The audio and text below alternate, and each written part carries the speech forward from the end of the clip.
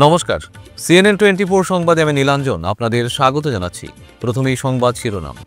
শ্রীভূমি বিসর্জন ঘাটে বাংলাদেশের বিরুদ্ধে তোপ দাগালেন বিধায়ক কমলাক্ষ দেবরকায়স্থ।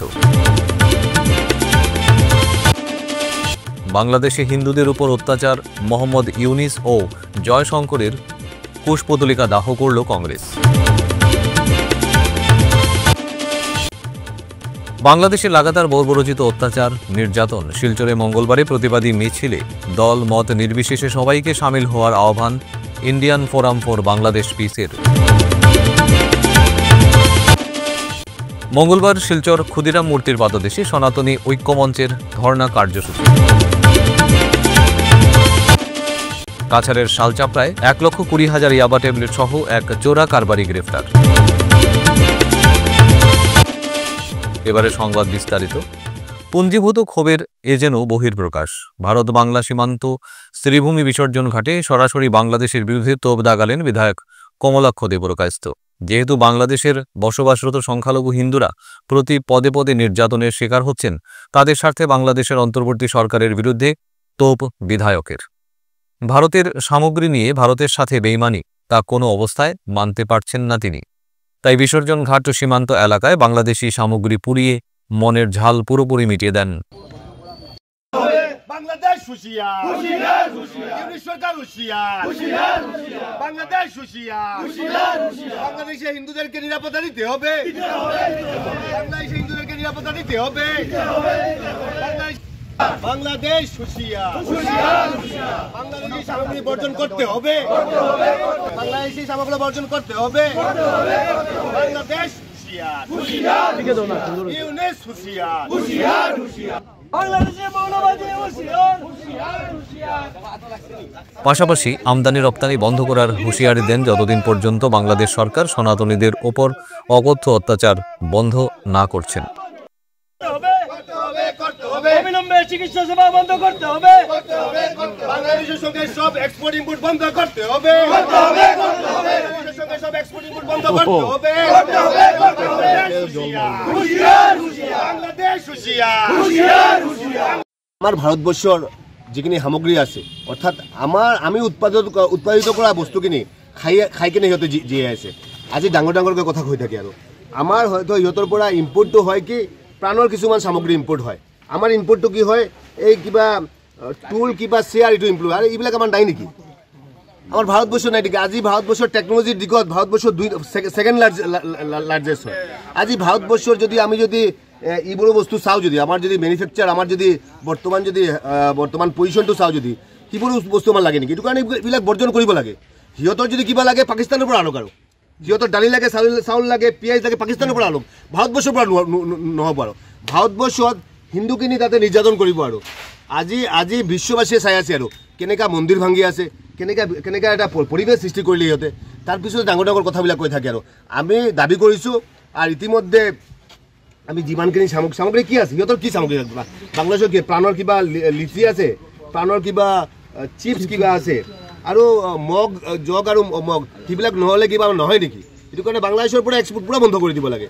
বিদ্যুৎ প্ৰায় 80% বিদ্যুৎ আমি ভাৰতে যোগান দিওঁ, বিদ্যুৎখিনি বন্ধ কৰি দিব লাগে। অৰ্থাৎ আমাৰ যিমানখিনি বস্তু আমি যোগান দিওঁ সিহঁতৰ গোটেইকেইটা বন্ধ কৰি দিব লাগে। তোমাৰ সিহঁতৰ যদি কিবা লাগে সিহঁতে পাকিস্তানৰ পৰা থাকক, হ'ব।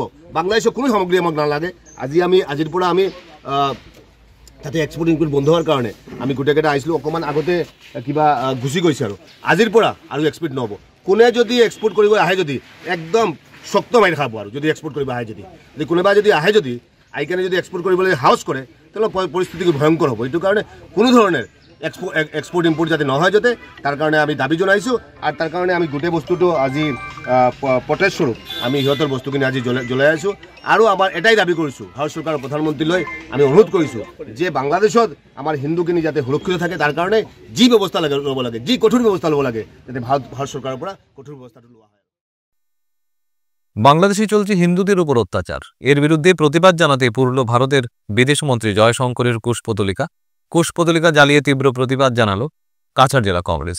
মাননীয় প্রধানমন্ত্রীর অত্যাচারের আমরা তীব্র প্রতিবাদ জানাই। ভারতীয় প্রধানমন্ত্রী হিন্দুদের উপর এইভাবে বাংলাদেশে অত্যাচার হচ্ছে কিন্তু কেন চোখ করে আছেন? খালি ভোটের সময় ভোট দিতে চান, হিন্দুর ভোট লাগে, আর হিন্দুরা ফিরে, আর হিন্দুদের উপর চুপ করে বসে আছেন। আমরা একটা ভোট করছি, আমি লজ্জা ভোট করছি যে আমাদের বিদেশ মন্ত্রী জয়শঙ্করজি নিশ্চুপ থেকে বসে আছেন। আজকে ভারত সরকার, কেন্দ্রীয় সরকার, নরেন্দ্র মোদী সরকার চুপ করে বসে, তখন আমাদের কাছে আমরা আশ্চর্য হচ্ছে দেখে সরকার নিশ্চুপ, বিদেশ মন্ত্রী নিশ্চুপ, মেডাল দিয়ে মাথা থেকে সারেন্ডার করে বসে আছে। আজকে সরকার যেভাবে বাংলাদেশে ধর্মীয় সংখ্যালঘুদের উপর নির্যাতন চালাচ্ছে, সেই নির্যাতনের প্রতিবাদে সমগ্র ভারতবর্ষে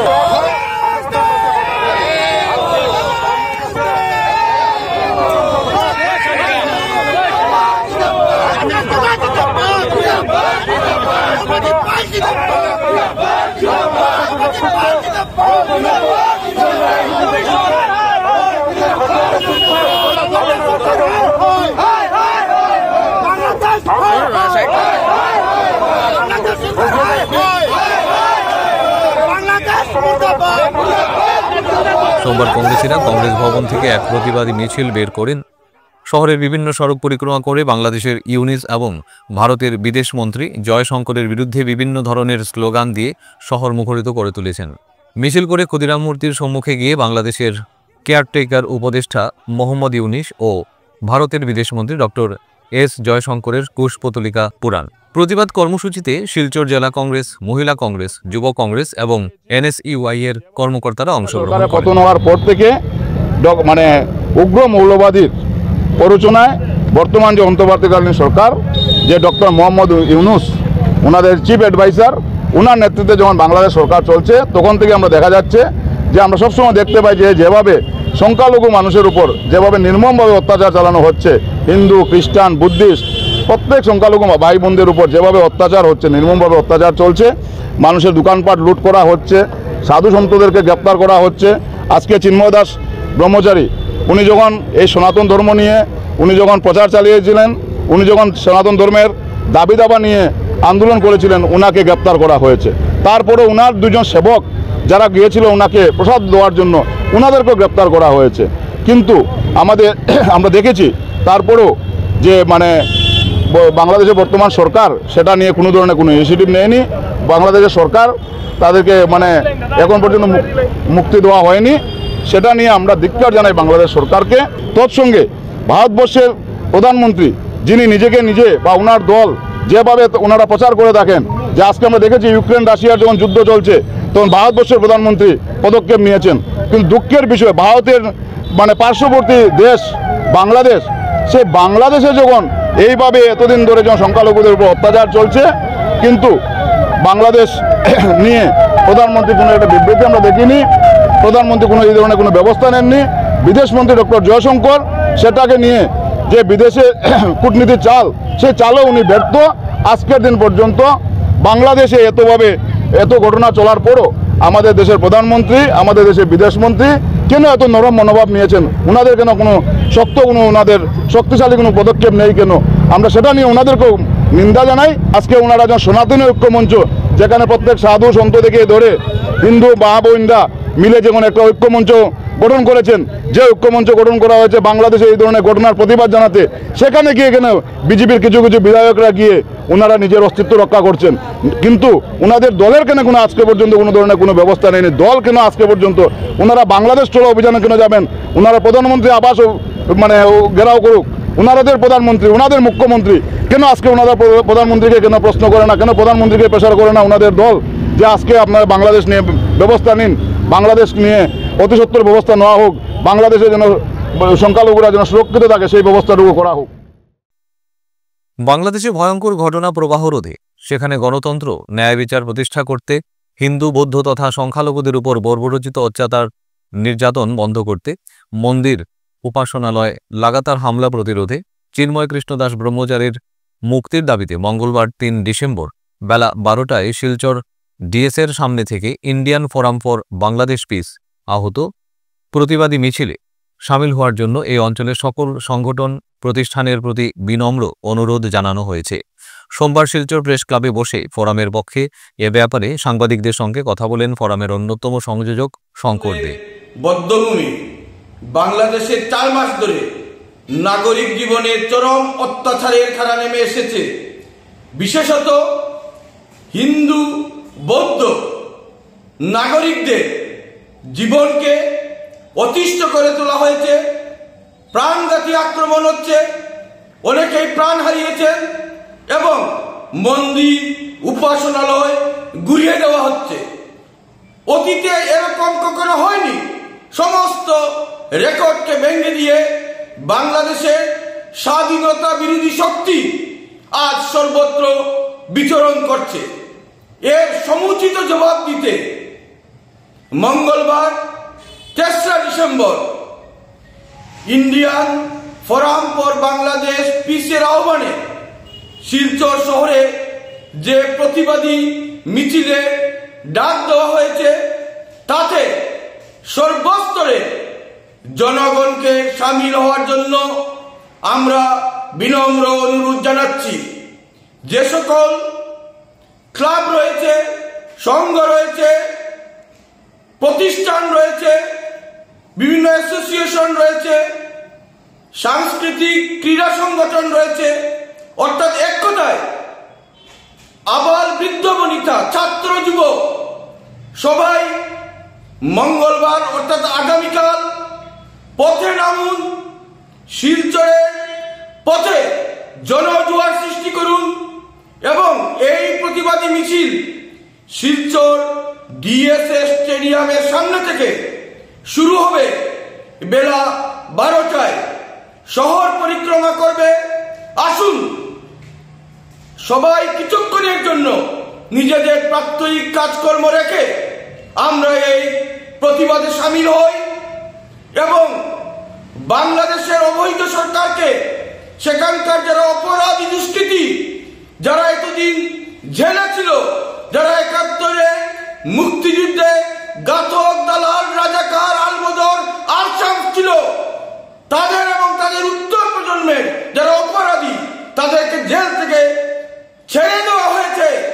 অবাধ মুক্ত বিচরণ করে বাংলাদেশকে তারা আজ বৌদ্ধভূমিতে পরিণত করেছে। এই অবস্থায় আমরা কখনো চুপ করে বসে থাকতে পারি না, কারণ 71-এর মুক্তিযুদ্ধে বরাক উপত্যকার বলিষ্ঠ অবদান ছিল। আমাদের যথেষ্ট সক্রিয় ভূমিকা পালন করতে ইন্ডিয়ান ফোরাম ফর বাংলাদেশ পিসের আহ্বানে আপনারা এই মিছিলে দলে দলে যোগ দিন এবং নিজস্ব ব্যানার নিয়েও আপনারা আসবেন এবং আমরা হাতে হাত ধরে কাঁধে কাঁধ মিলিয়ে আমরা বুঝিয়ে দেব যে বাংলাদেশের এই অরাজকতা আমরা মেনে নেব না। অবশ্যই রাষ্ট্রসংঘকে এ ব্যাপারে হস্তক্ষেপ করতে হবে এবং সেখানে গণতন্ত্র প্রতিষ্ঠিত করতে হবে। এবং কাল মঙ্গলবার 3রা ডিসেম্বর বেলা 12টায় আসুন সুধী মণ্ডলী, ছাত্র যুব আবাল বৃদ্ধ জনতা শিলচর ডিএসএ স্টেডিয়ামের সামনে আসুন এবং আমরা পথে নেমে প্রতিবাদে সোচ্চার হই। এই বিনম্র নিবেদন। প্রতিবাদী গৈরিক অভিনন্দন। বাংলাদেশের বর্তমান রাজনৈতিক অস্থিরতা ও মৌলবাদী শক্তির দ্বারা পরিচালিত অন্তর্বর্তীকালীন সরকারের বদান্যতায় সে দেশের নিরীহ হিন্দু সনাতনী ও অন্যান্য সংখ্যালঘুদের সার্বিক জীবন জীবিকার উপর নির্মম অত্যাচার ও আক্রমণ দিন দিন বৃদ্ধি পাচ্ছে। ইসকনের সন্ন্যাসী শ্রদ্ধেয় চিন্ময় দাস প্রভুর গ্রেফতার তার জ্বলন্ত উদাহরণ। এই উদ্বেগজনক পরিস্থিতির মুখোমুখি দাঁড়িয়ে সনাতনী ঐক্যমঞ্চ আসামের পক্ষ থেকে আগামীকাল অর্থাৎ 3 ডিসেম্বর মঙ্গলবার দুপুর 12 ঘটিকায় শিলচর ক্ষুদিরাম মূর্তির পাদদেশে এক ধর্ণা কর্মসূচির আয়োজন করা হয়েছে। উক্ত কার্যক্রমে নির্ধারিত সময়ে আপামর সনাতনী জনগণের অংশগ্রহণ একান্তভাবে কামনা করা হয়েছে। সাধু সন্তদেরকে গ্রেফতার করা এবং হিন্দু ঘর লুটপাট করা, নারীদের উপর বলাৎকার করা, এইসব ঘটনার প্রতিবাদে সনাতনী ঐক্যমঞ্চ গতকালকে বাংলাদেশ চলো যে অভিযান চালিয়েছিল, সেই অভিযানের পর আগামীকাল অর্থাৎ 3 ডিসেম্বর সমগ্র দেশব্যাপী ধর্ণা কর্মসূচি হাতে নেওয়া হয়েছে এবং এই ধর্ণা কর্মসূচি আমরা ক্ষুদিরাম স্ট্যাচুর সামনে দেব। ওইখানে দুপুর 12টা থেকে আমরা এই ধর্ণা কর্মসূচি আমরা শুরু করব এবং এই কর্মসূচিতে সকল সনাতনী ভাই বোনদের উপস্থিত থাকার জন্য মঞ্চের পক্ষ থেকে আবেদন রইল। কাছাড়ে মাদক জব্দ। কাছাড়ের শালচাপড়ায় ইয়াবা ট্যাবলেট সহ এক চোরা কারবারি গ্রেফতার। পুলিশ আলু বহনকারী দুটি গাড়ি থেকে 12টি ব্যাগে প্রায় 1,20,000 ইয়াবা ট্যাবলেট উদ্ধার করেছে। ঘটনার সাথে জড়িত থাকার অভিযোগে মোহাম্মদ আজাদ লস্কর নামে এক চোরা কারবারিকে আটক করেছে পুলিশ। তিনি শিলংয়ের ব্যারেঙ্গাতে থাকেন। জব্দকৃত ইয়াবা ট্যাবলেটের পাচারকৃত বাজার মূল্য আনুমানিক 36 কোটি টাকা।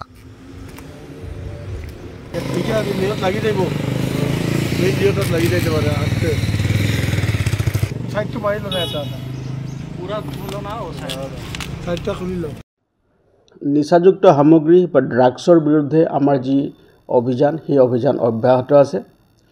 অসমৰ মাননীয় মুখ্যমন্ত্ৰী ডাঙৰীয়াই অসমখনক সম্পূৰ্ণৰূপে ড্ৰাগছমুক্ত কৰিব বিচাৰিছে আৰু তাৰ কাৰণে আমাৰ এই নিৰন্তৰ প্ৰচেষ্টা আছে। আৰু যোৱাকালি এটা বিশেষ সূত্ৰৰ পম খেদি আমি ড্ৰাগছৰ বিৰুদ্ধে এটা অভিযান আমি আৰম্ভ কৰিছিলোঁ আৰু শিলচৰ থানাৰ অন্তৰ্গত শালচাপড়া অঞ্চলত আমাৰ এই বিশেষ পুৱতি নিশাৰ পৰা এই অভিযান চলিছিলে আৰু এই অভিযান কালত আমি বৃহৎ সংখ্যক পৰিমাণৰ নিচাযুক্ত সামগ্ৰী জব্দ কৰিবলৈ সক্ষম হৈছোঁ। গোটেই অভিযান কালত আমাৰ দুখনকৈ টাটা ইন্ট্ৰা গাড়ী আমি জব্দ কৰিছোঁ। এখন গাড়ীৰ নাম্বাৰ হ'ল AZ11EC 2504 আৰু এটা আনটো গাড়ীৰ নাম্বাৰ হ'ল AS11EC 4291। এই দুইখন গাড়ী চুবুৰীয়া ৰাজ্যৰ পৰা ইয়ালৈ আহিছিলে আৰু দুইখন গাড়ীতে আলু ভৰ্তি বস্তা তাত সম্পূৰ্ণৰূপে আছিলে আৰু এই সামগ্ৰীখিনি চুবুৰীয়া ৰাজ্য ত্ৰিপুৰালৈ গৈ আছিলে। গতিকে এটা বিশেষ যেতিয়া আমি খবৰ পালোঁ, খবজাৰ পাই পুৱতি নিশাই আমি আমাৰ এই অভিযান আৰম্ভ কৰোঁ আৰু অভিযান কালত আমি দুইখন ট্ৰাকৰ পৰাই আলুৰ বস্তাৰ ভিতৰত লুকাই ৰখোৱা বস্তাৰ পৰা আমি 12টাকৈ পেকেটছ, গোটেই পেকেটছবিলাকত 1,20,000 ইয়াবা টেবলেট তাৰ পৰা আমি জব্দ কৰিছোঁ। আৰু এই যি আমি নিচাযুক্ত সামগ্ৰী জব্দ কৰিছোঁ তাৰ লগত সম্পৰ্কিত যিজন মূল ব্যক্তি মোহাম্মদ আজাদ লস্কৰ 20 বছৰ, ছান অফ ৰমজান আলী লস্কৰ, বেৰেঙা শিলচৰ, তেওঁক আমি এৰেষ্ট কৰিছোঁ। বৰ্তমান তেওঁক আমি সোধপোছ কৰি আছোঁ। সময়ত তাৰ চোৰাং বজাৰত তাৰ মূল্য প্ৰায় 36 কৰোৰ হ'ব। গতিকে আমি এই বৃহৎ পৰিমাণৰ যি নাৰ্কটিক্স ছাবষ্টেন্সেছ বা নিচাযুক্ত দ্ৰব্য আমি জব্দ কৰিবলৈ সক্ষম হ'লোঁ। এই যি আমাৰ প্ৰচেষ্টা আছে সি অব্যাহত থাকিব আৰু যেতিয়ালৈকে জিলাখনৰ পৰা আমি যি এই ড্ৰাগছৰ অবৈধ যি সৰবৰাহ ইয়াক যেতিয়ালৈকে আমি নিষেধ কৰিব নোৱাৰোঁ তেতিয়ালৈকে আমাৰ এই অভিযান চলি থাকিব। শিলচর ফাটক বাজারে দুঃসাহসিক চুরির ঘটনায় তীব্র প্রতিক্রিয়া সৃষ্টি হয়েছে। BRG ট্রেডিং নামে দোকানে চুরির কাণ্ডটি সংঘটিত হয় গত শুক্রবার 29 নভেম্বর ভোরে। 28 নভেম্বর দোকানের কর্ণধার মানবেন্দ্র পাল ওরফে মান্না প্রতিদিনের মতো রাত প্রায় 8টায় দোকান বন্ধ করে ঘরে চলে যান। সকাল 8টায় দোকান খুলতে এসে দেখেন দোকানের শাটার ভাঙা। সঙ্গে সঙ্গে তিনি বাজার কমিটির সঙ্গে যোগাযোগ করেন এবং সদর থানায় একটি FIR দায়ের করেন। তিনি FIR দায়েরে উল্লেখ করেছেন প্রায় 40,000 টাকা ক্যাশ থেকে হাতিয়ে নেয় চোরের দল। এছাড়াও তার গুরুদেবের চরণে রাখা অর্থাৎ সঞ্চয় করে রাখা বেশ কিছু টাকা হাতিয়ে নিয়ে যায় চোরের দল। সকালবেলা যখন দোকান খুলতে আসি 8:10 নাগাদ, তো মানে না একটু আগে পিছিয়ে হয়, তো যখন 8:10 নাগাদ আমি আসি, এসে দোকানটা খোলার ইয়েটাতেই দেখি যে আমার শাটার ভাঙা। ভালো করে দেখতে দেখি আমার শাটার তুলে চোর ঢুকে চুরি করেছে, লাইট জ্বালানো। কিন্তু তার মানে তা তখন আমি ভালো করে বুঝতে পারিনি কি চুরি করেছে কি না। তারপর পুলিশে গিয়ে সেটা দেখে আমার মানে আমাদের বাজার সেক্রেটারি প্লাস আমাদের আশেপাশের লোকজন বা 2জন আত্মীয়স্বজন যারা এসেছিল জেনে খবর পেয়ে যাদেরকে জানানো হয়েছে, তারা এসে আমরা একসাথে গেলাম থানাতে গিয়ে রিপোর্ট করি বিষয়টা। রিপোর্ট করার বেশ কিছুক্ষণ পর এই থানা থেকে পুলিশ আসে। পুলিশ এসে আমাদের এই এটা আসার পর তারপর আমরা শাটারটা তুলে এসে আমি ভেতরে দেখি পুলিশ তারপর কিছুক্ষণ পরে ডগ স্কোয়াড নিয়ে আসে। আমরা ততক্ষণ পর্যন্ত কিছু আর ধরাছোঁয়া করিনি। তারপর দেখি যে আমার ক্যাশ ভাঙা। তারপর ক্যাশের থেকে প্রাথমিকভাবে আমি বুঝতে পারি যে আমার 40,000 টাকা রাখা ছিল, সেটা চুরি গেছে। কিন্তু তার পরে আমি দেখি যে আমার দীর্ঘদিন থেকে আমাদের কিছু কিছু যে সঞ্চিত রাখতাম, আমার গুরুস্থানে মানে গুরুর একটা পাদুকা ছিল, আমার একজোড়া পাদুকা ছিল। গুরু দেহত্যাগ করার পর আমি একজোড়া পাদুকা এনে আমি আমার ক্যাশ বাক্সে রাখতাম। তো ওইটাতে আমি অল্প অল্প করে দীর্ঘদিন ধরে জমা ছিলাম কিছু টাকা, প্রায় এটা আন্দাজে বলছি, একজ্যাক্ট বলতে পারছি না, কারণ অল্প অল্প অল্প অল্প করে দীর্ঘদিন ধরে রাখার টাকা তো। আর 40,000 টাকাটা এককালীন রাখা ছিল, এটা আমার স্পষ্ট মনে আছে। আমি প্রথমে পুলিশকে সেটাই বলেছি। তারপর দেখি আমার সেই ইয়েটা না থাকায় আমি বুঝতে পারলাম যে আমার অনেকখানি টাকা চুরি গেছে। তো পুলিশ ডগ স্কোয়াড নিয়ে এসে সব এদিকে তথ্য জেনে তারপর পুলিশ সেই কুকুর নিয়ে গেছে পানি ট্যাঙ্কি এলাকাতে কোনো এক জায়গায় গিয়ে। কুকুর অনেকটা সময় এই ইয়ে করার পর পুলিশ কী করেছে আমি মানে ডিটেলটা জানি না, তবে যেটা লোকমুখে জানা, যারা মানে প্রত্যক্ষদর্শী ছিল, যে কোনো একটা বাড়িতে প্রবেশ করেছে, প্রবেশ করার গেটের সামনে যাওয়া কুকুর খুব ঘেউ ঘেউ করছিল বলে তখন পুলিশ মানে নাম ধরে একজনকে ডাক দিল। সেই লোকটা বেরিয়ে এলো। তারপর সেই লোকটাকে জিজ্ঞেস করলো তুই কী চুরি করেছে। সে বললো যে না আমি কিছু চুরি করিনি স্যার। তৎক্ষণাৎ তারপর আবার বললো কে চুরি করেছে, বলে আমি কিছু বলতে পারছি না। বলে ঠিক আছে, সব খবর নিয়ে ওইরকম কিছু একটা কথাবার্তা, যেটা প্রত্যক্ষদর্শীদের শোনা কথা। তারপর থেকে আমি জিনিসটা ফলো আপ করছি। আমি একটা এফআইআর করেছি থানাতে, কেসটা রেজিস্টার হয়েছে। আর খুব মানে মানসিকভাবে একটা মানে ইয়ে লেগেছে, শক লেগেছে, কারণ কখনো আমরা ভাবিনি যে আমাদের ফাটক বাজারে এইভাবে একটা বড় বাজারে এলাকাতে এইভাবে চুরি হয়ে যাবে। আর পুলিশ আশা রাখি যে পুলিশ এটাতে যথাসম্ভব আমাদের এটা সুরাহা করবে। আজকের মতো সংবাদ এ পর্যন্তই। নমস্কার।